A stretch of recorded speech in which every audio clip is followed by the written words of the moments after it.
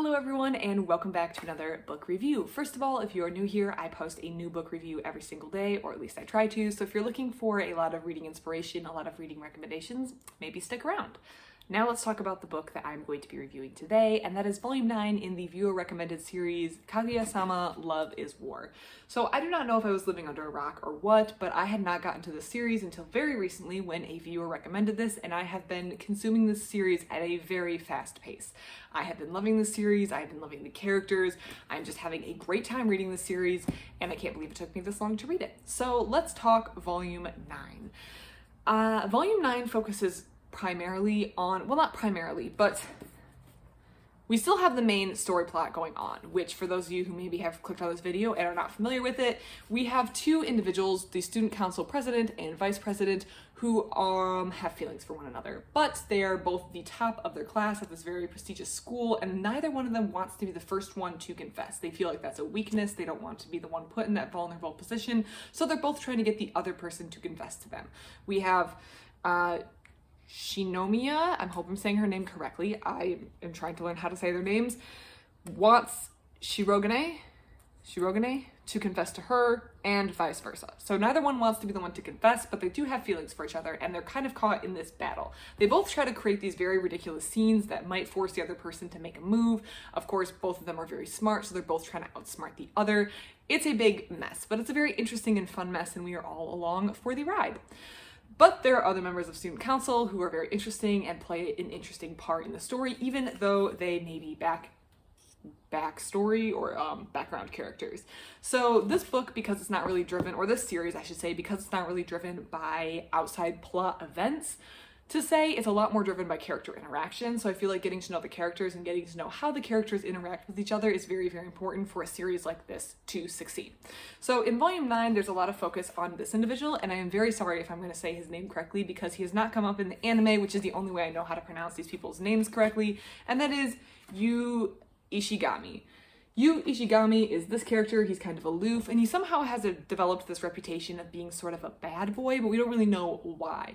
And Volume 9 kind of addresses his backstory, and we come to know that he really was he has been the subject of, I don't want to say a smear campaign, but his poor reputation is not an accurate representation of who he is, and he really just wants to belong, which doesn't everyone.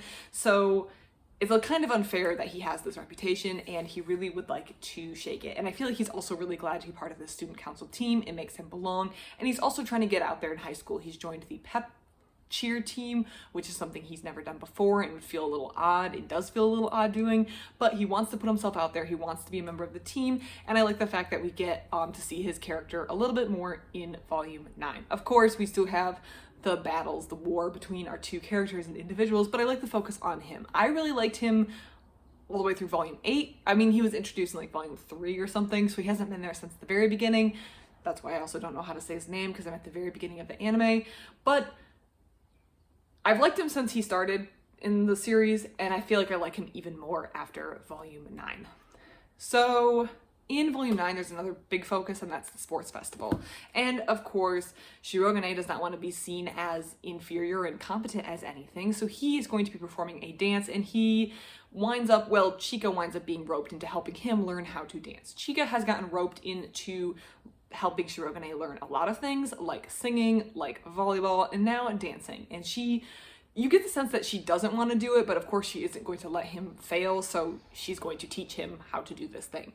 And during the sports festival, we also get to see Shirogane's dad, who has appeared up to this point, and we kind of know that Shirogane's family household situation isn't great.